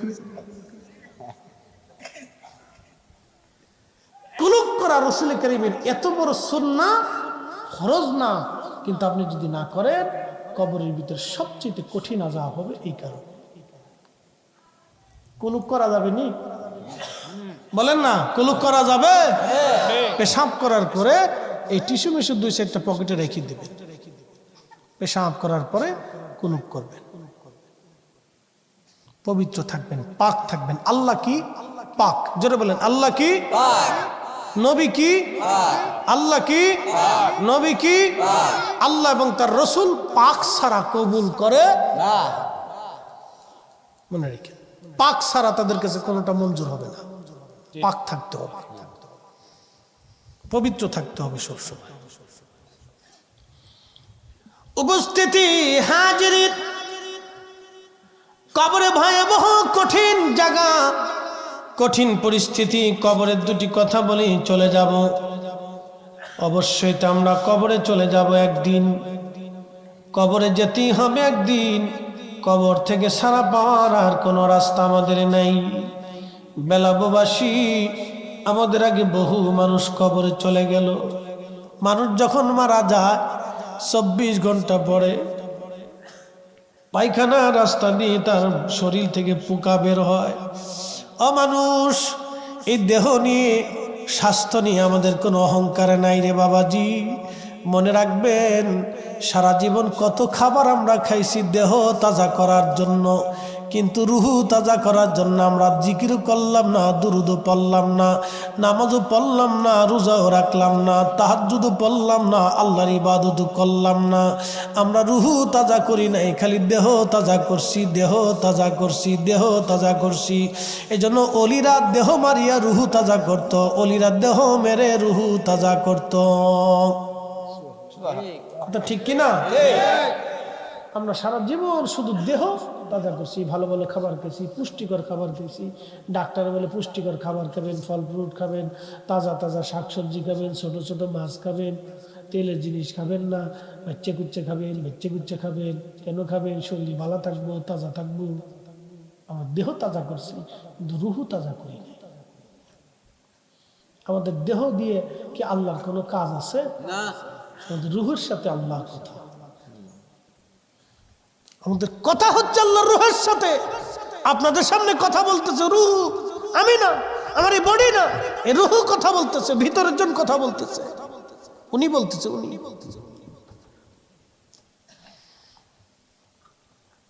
আল্লাহ বানাইলেন কত জাতি, হইল না তার প্রেম প্রীতি, অবশেষে মানুষ বানায় প্রেমের কারণে।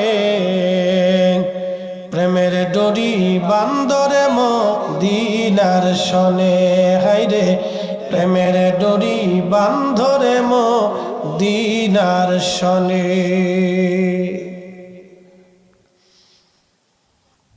হাজিরিন বেলাববাসী, কবরের দেশে বড় কঠিন জায়গা। আল্লাহ আল্লাহ আল্লাহ, দেহর ভিতর থেকে পচা দুর্গন্ধ বের হতে থাকবে মাত্র 24 ঘন্টায়। ছেলে বলেন, মেয়ে বলেন, আত্মীয় স্বজন বলেন, কেউ আপন হবে না সেই দিন। সবাই শুধু বলবে তাড়াতাড়ি কবরে পাঠাও, তাড়াতাড়ি কবরে পাঠাও। আপনাকে যে চাদর দিয়ে, বিছানার চাদর দিয়ে ঢেকে রাখা হবে, আপনার সন্তানরা ওই বিছানার চাদর আর কোনো দিন বিছানায় পাতবে না, ভয় পাবে। বাবার মৃতদেহ এই চাদরের মধ্যে ছিল, এটা বিছানায় লাগানো যাবে না, এটা ঘরের এক কোণার ভিতরে রেখে দিবে, না হয় ফেলে দিবে। বাস্তবতা থেকে বুঝে যান, চির সত্য থেকে বলতেছি। আপনার এই গায়ের চাদরটা দিয়ে আপনাকে ঢেকে রাখবে, চাদরটা ছেলেরা হয় ফেলে দিবে, আর না হয় ধুয়ে আলমারির এক কোনায় ফেলে রাখবে। ওটা বিছনায় বিছাবে না, কোনো ছেলেও গায়ে দেবে না। ভয় পাবে যে বাবার মৃত দেহর সাথে চাদরটা লেগেছিল। কি চরম সত্য এটা। আপনার কেউ আপন না, অতএব আপন যিনি হবে তিনি আল্লাহ এবং তার নবী। গোলামি করলে আল্লাহ তার রসুলেরটাই করে যেতে হবে। খুশি করলে পৃথিবীর সবকে বেজার করে ওনাদেরকে খুশি করতে হবে। সন্তান বেজার হয়ে যাক, আল্লাহকে খুশি করতে হবে। স্ত্রী বেজার হয়ে যাক, আমার রসুলকে খুশি করতে হবে। কথা বলেন ঠিক না? এর চেয়ে চরম বাস্তবতা আর পৃথিবীতে কিছু নেই। সবাইকে বেজার করেন, আল্লাহ তার রসুলকে খুশি করেন। পৃথিবীর সবাই বেজার হয়ে যায়, কিচ্ছু আসে যায় না। বেলাববাসী, কবরে নামানোর পরে সেই দিন বড় একা আপনি। প্রিয় নবীজি কবরে নামানোর আগে সাহাবীদের ব্যাপারে নবীজি বলতেন, দেখো সে কোনো ঋণ আছে কিনা, যদি দুনিয়াতে ঋণ থাকে কি পরিমাণ আছে? হুজুর ইয়া রাসূলুল্লাহ এই পরিমাণ ঋণ আছে। কে কে ঋণ পায়? অমুক অমুক পায়, ডাকো তাদেরকে। নবী বলতেন তোমরা কি ক্ষমা করছো? কেউ করতো, কেউ করতো না। ধনী ধনী সাহাবীদেরকে ডেকে বলতেন, সাহাবীরা তোমরা কিছু কিছু দিয়ে তোমার ভাইয়ের ঋণ পরিশোধ করে তারপরে কবরে পাঠাও। যারা দোকানে বাকি খান, অন্যের টাকা মেরে খান, ঘুষের কারবারি করিয়া গরিব মানুষের চোখের পানি ঝরান, বিচার করতে যে চোখ টিভি দিয়ে টাকা নিয়ে অন্যের পক্ষে রায় দিয়ে দেন, তারা ভালো করে শুনে যান, কবর বড় কঠিন জায়গা, এখানে কারো খাতির হবে না বাবা, কারো খাতির হবে না। নবী বলতেন উম্মত রে তার ঋণ মওকুফ করে কবরে পাঠাও, কারণ আল্লাহর তার সাথে আল্লাহর যে লেনদেন আছে, আল্লাহ ইচ্ছা করলে ক্ষমা করবে, কিন্তু বান্দার লেনদেন আল্লাহ মাফ করবে না। এই জন্য আমাদের দেশে যারা অর্থ চুরি করে, গরিবের ঠক নষ্ট করে, যারা কোটি কোটি টাকার মালিক হয়ে আজকে ওই বেগম পাড়ায়, ওই সুইজারল্যান্ডের সুইস ব্যাংকে, বিদেশের বিভিন্ন জায়গায় টাকা পাচার করে দিয়ে ভাবতেছে আমরা বুঝি অনেক বড় সুখে থাকবো না, কবর আগামী দিন অপেক্ষা করতেছে। বাংলার আদালত থেকে পৃথিবীর অন্য সব আদালত থেকে নিষ্কৃতি পাবেন, কিন্তু কবরের আদালত থেকে নিষ্কৃত পাওয়ার কোনোই সুযোগ নাই। কথা বলে ঠিক কিনা? কোনো রাস্তা নেই, কোনো রাস্তা নেই, কোনো রাস্তা নেই, রাস্তা বন্ধ।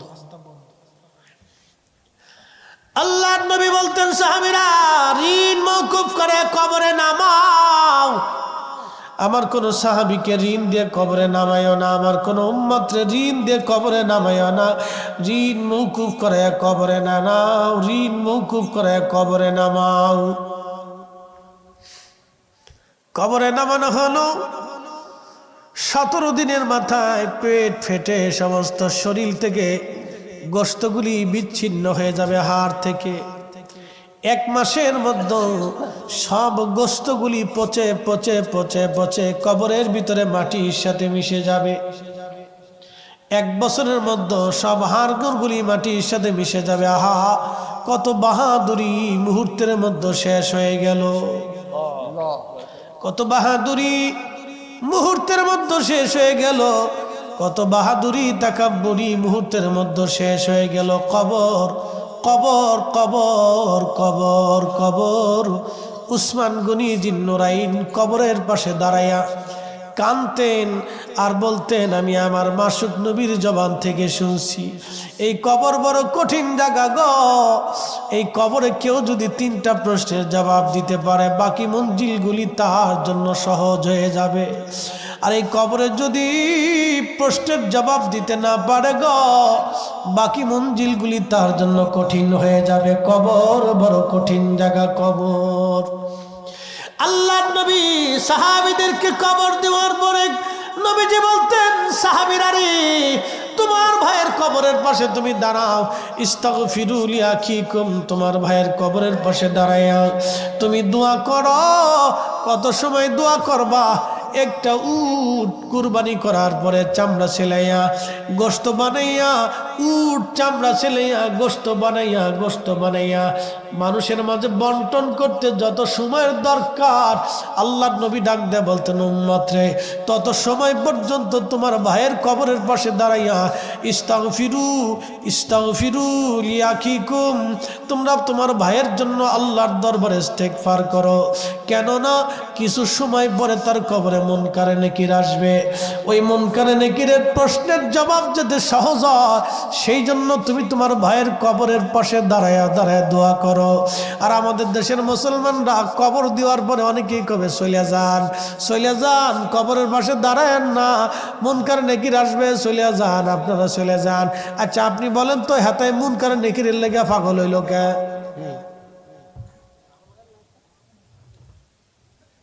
মুনকার নেকির লেগে হেতা পাগল হয়েছে কে? আল্লাহর নবী বললেন, তোমার ভাইয়ের কবরের পাশে দাঁড়াও, মুনকার নেকির আসবে, প্রশ্ন করবে, যাতে সওয়াল জবাব সহজ হয়ে যায়, সেই জন্য দোয়া করো, ইস্তেগফার করতে থাকো। একসাথে বলা যাবে না আল্লাহু আকবার? জিন্দেগি তোর যাইরে ফাঁকি দিয়া রে, সোনার আদম জিন্দেগি তোর যাই ফাঁকি দিয়া। ও আদম রে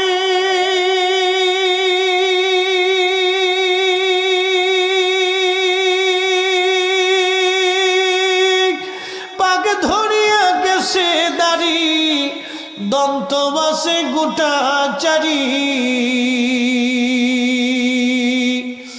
সমন জারি গিয়াছে করিয়ারে সোনার আদম জিন্দেগি তোর যাই ফাঁকি দিয়া। জিন্দেগি তোর যাই রে ফাঁকি দিয়া রে সোনার আদম জিন্দেগি তোর যাই ফাঁকি দিয়া। ও আদম রে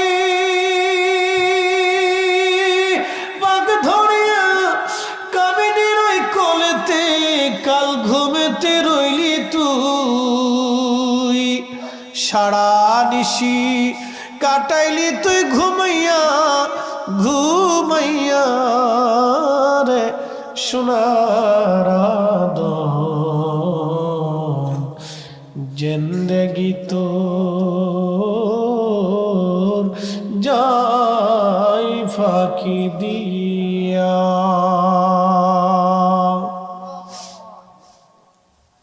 সময় একেবারে শেষ, আর লম্বা কথা বাড়াবো না। কবর বড় কঠিন, একদিন কবর থেকে আল্লাহ উঠাবে। ওয়া ইদাল কুবুরু বুসিরাত, কবরগুলি যখন উদ্দোলিত হবে, কবর থেকে মানুষ উঠে হাসরের ময়দানের দিকে ধাবিত হতে থাকবে, দৌড়াইতে থাকবে। হাসরের মাঠের দিকে মানুষ দৌড়াইতে থাকবে। হাসরের মাঠের দিকে মানুষ দৌড়াইতে থাকবে। সেই দিন কত বড় হবে, সূর্যটা মাথা বরাবর আসবে 1.5 থেকে 2 কিলোমিটার মাত্র উপরে। বর্তমান যে সূর্য আপনি আকাশে দেখেন, এই সূর্যের উত্তাপ হলো 200 কোটি ডিগ্রি সেলসিয়াস। 200 কোটি ডিগ্রি সেলসিয়াস, মাত্র 13,000 ডিগ্রি সেলসিয়াস তাপমাত্রা। একটা লোহা গলে পানির মতো নরম হয়, একটা লোহা গলে পানির মতো নরম হয় 12 থেকে 13,000 ডিগ্রি সেলসিয়াস তাপমাত্রায়। সূর্যের উত্তাপ 200 কোটি ডিগ্রি সেলসিয়াস। পৃথিবীর 13 লক্ষ পৃথিবী এক জায়গায় করলে যত বড় হবে, একটা সূর্য হবে তত বড়। এই সূর্যের ভিতরে প্রত্যেক দিন ঘন্টায় 1 লক্ষ কিলোমিটার বেগে আগুনের ঝড় হতে থাকে। সূর্যের জ্বালানি আল্লাহর ফেরেশতারা দিতে থাকে, জ্বলতে থাকে। কোটি কোটি বছর ধরে সূর্যটাকে আল্লাহ জ্বালায় রাখলেন পৃথিবীতে আলো দেওয়ার জন্যে। যদি একটা 6 মাসের জন্য পৃথিবীতে আলো আল্লাহ বন্ধ করে দেন, পৃথিবীর এমন কোনো শক্তি নাই সূর্যটাকে আবার উঠায় দিবে। আমার মালিক আমার রব ওই সূর্যটাকে উঠায় দেন, আবার ডুবায় দেন, আমাদেরকে আলো দেন, আবার অন্ধকার দেন। রাত দিয়ে পৃথিবীটাকে নিরিবিলি বানাইয়া আল্লাহ আপনার একটা ঘুম পাড়ান। এই সারা রাতের ঘুমের মাধ্যমে আপনার ক্লান্তি দূর হয়ে আবার সকালবেলা থেকে কাজের অনুপ্রেরণা আল্লাহ যোগায় দেন। আপনি যদি না ঘুমাইতেন, আল্লাহ আপনার অসুস্থ হয়ে পড়তেন, আপনি ব্রেন অসুস্থ হতো, শরীরের অসুস্থতা বাড়ত, আল্লাহ আপনার ঘুম পাড়াইয়া দেন। ঘুম নামক নিয়ামত আল্লাহ দিয়েছেন। এই সূর্যটাকে ডুবাই দিয়ে আল্লাহ আপনার ঘুমের জগতে নিয়ে গেলেন, আরাম দিয়ে দিলেন। ও বেলাবর মুসলমান, খুব মনোযোগ দিয়ে কথাগুলি শুনবেন। এই সূর্যটা 200 কোটি ডিগ্রি সেলসিয়াস তাপমাত্রা। আর শামসু ওয়াল কমারু বিহুসবান, আল্লাহ বলেন এই সূর্য এবং চাঁদ আমি আল্লাহর নির্দিষ্ট কক্ষপথে চলতে থাকে। চাঁদ সূর্যের কক্ষপথে যায় না, সূর্য চাঁদের কক্ষপথে আসে না। যার যার ঠিকানায়, যার যার পথে নির্দিষ্ট স্থানে সেই সেই চলতে থাকে। আস্তে হয়ে গেল না, জোরে বলবেন। যার যার পথে সেই সেই চলতে থাকে, কেউ কারো পথে যায় না। সূর্য আল্লাহর আইন মেনে চলে। আল্লাহ যতটুকুন আলো দিতে বলে আলো ততটুকুনি হয়। সূর্য যখন বেশি পরিমাণে উত্তপ্ত হয়, আমার আল্লাহ পাকের রহমতের ফেরেশতারা সূর্যের উপরে বরফ নিক্ষেপ করে করে সূর্যটাকে আমার আল্লাহ ঠান্ডা ঠান্ডা বানায় দেয়। একবার জোরে বলা যাবে কি আল্লাহু আকবার। মুসলমান, খুব মনোযোগ দিয়ে কথাগুলি শুনবেন বাবাজি। এই সূর্যটা হাসরের ময়দানে মাথার উপরে থাকবে। মানুষের শরীর পুড়ে যাবে না, ঝলসে যাবে না, ধ্বংস হয়ে যাবে না। আল্লাহ হাসরের ময়দানে মানুষের শরীরের চামড়া ওইভাবেই বানাবে, কিন্তু প্রচন্ড উত্তাপে গরমে ঘাম বেড়ায় বেড়ায় বেড়ায় বেড়ায় একবারে কারো বুক পর্যন্ত, কারো থুতনি পর্যন্ত একবারে ঘামে ডুবে যাবে। এত পরিমাণে উত্তপ্ত গরম, মানুষের তৃষ্ণায় জিহ্বা বের হয়ে কুকুরের জিহ্বার মতো ঝুলতে থাকবে। হাউজে কাউসারের পানি ছাড়া আর কোনো পানি সেই দিন থাকবে না। ইন্না আ'তাইনাকাল কাউসার, নবী গো, আমি আল্লাহ আপনাকে হাউজে কাউসারের মালিকানা বানাই দিলাম। উম্মতকে জানাই দেন, ফাসাল্লি রাব্বিকা ওয়ানহার। হাউজে কাউসার যদি পাইতে হয়, উম্মতকে বলেন নামাজে দাঁড়াইতে হবে। উম্মতকে বলেন রাহিলিল্লাহ, আল্লাহর জন্য কুরবানি করতে হবে। একবার জোরে বলা যাবে কি ইয়া রাসূলুল্লাহ? বুঝতে কি অসুবিধা হয়? কি পড়া লাগবে? নামাজ। জোরে বলেন, কি পড়া লাগবে? ওই দিন হাউজে কাউসারের পানি পেতে হলে কি করতে হবে? নামাজে দাঁড়াইতে হবে। নামাজে নামাজে নামাজে দাঁড়াইতে হবে। আল্লাহ নবী ডাকতে বলেন, সাহাবীরা রে, হাউজে কাউসারের পানি মধুর চাইতে মিষ্টি হবে, দুধের চাইতে সাদা হবে, বরফের চাইতে ঠান্ডা হবে। আমি একদিন খুব চিন্তা করলাম, আল্লাহ বরফের চাইতে নবী ঠান্ডা বললেন কেন? আল্লাহ ওই দিন ঠান্ডা পানি খাওয়ানোর কি দরকার? এবছর হজে যায় বুঝছি ঠান্ডা পানি কেন দরকার। হজে যায় বুঝছি, বলে কারণ কি? প্রচন্ড গরম। আল্লাহু আকবার। বিশ্বাস করে আমরা আগের দিন সন্ধ্যাবেলা রওনা দিছি আরাফা থেকে মুজদালিফায়। মুজদালিফায় হেঁটে হেঁটে হেঁটে হেঁটে আসতেছি, হেঁটে আসতেছি, তখন রাত। বাপরে বাপ, সেই রাতেও একটার পর একটা পানি। আচ্ছা, মুজদালিফায় আসলাম, রাত্রি কিছু সময় যাপন করলাম এখানে। এশা এবং মাগরিব একসাথে আদায় করলাম। মুজদালিফায় ফজরের নামাজ পড়ে আবার রওনা করলাম। হেঁটে হেঁটে হেঁটে হেঁটে হেঁটে হেঁটে হেঁটে হেঁটে মিনার পাশ দিয়ে জমারাতে আসলাম, শয়তানরে পাথর মারার লেগে।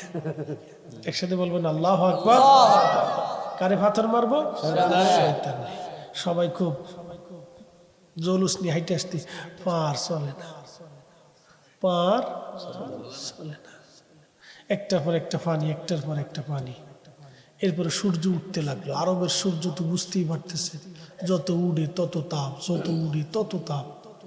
শয়তানরে ফাথর টাথর মাইরে যখন আসলাম, তখন তার কোনো গাড়ি নেই, হাইটে আসতে হবে হেরেমে।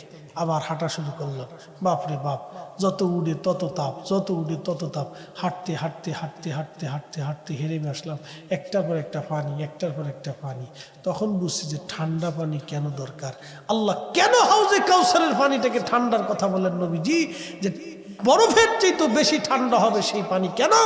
হাসরের ময়দানে মানুষের কলিজা শুকিয়ে যাবে, তখন এই বরফের মতো ঠান্ডা পানি খাওয়ার সাথে নবী বলেন, আমি এক পেয়ালা হাউজে কাউসারের পানি পান করাই দিব, জান্নাতে যাওয়ার আগ পর্যন্ত পানি তৃষ্ণাই আসবে না। সুবহানাল্লাহ।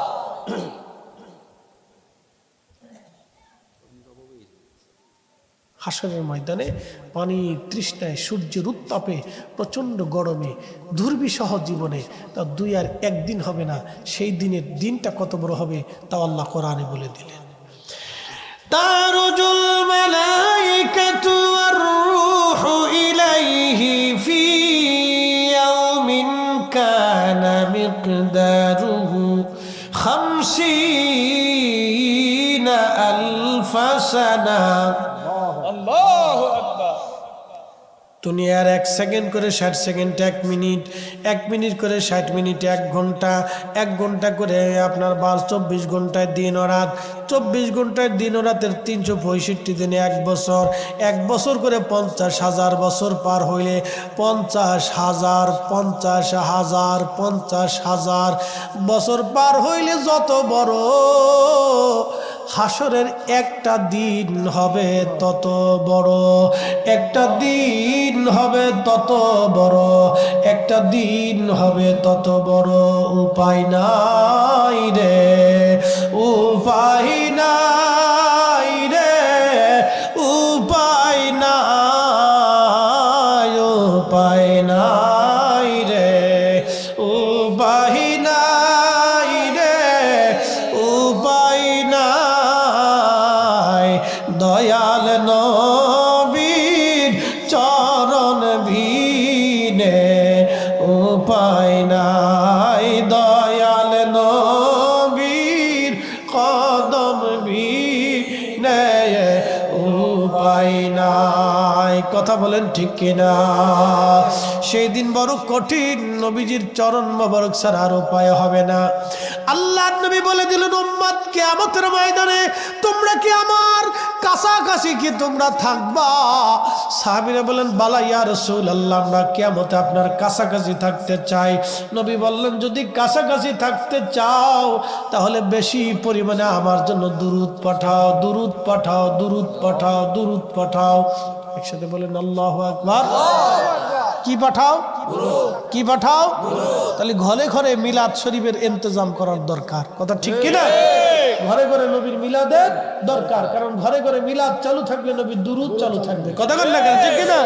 নবীর দুরূদ সালাম চালু রাখতে হলে ঘরে ঘরে মিলাদ চালু রাখতে হবে। যারা বেদাত বেদাত করে চিৎকার করে, ও চিৎকার পরে পরে গলা শুকাই ফেলা সাথে আমরা দেখার টাইম নাই। আমরা সুন্নিরা যতদিন বেঁচে থাকবো নবীর দুরূদ সালামকে জমিনে চালু রাখার জন্য ঘরে ঘরে নবীর মিলাদ দিব। কথা বলেন ঠিক না বেটে? হ্যাঁ, হাত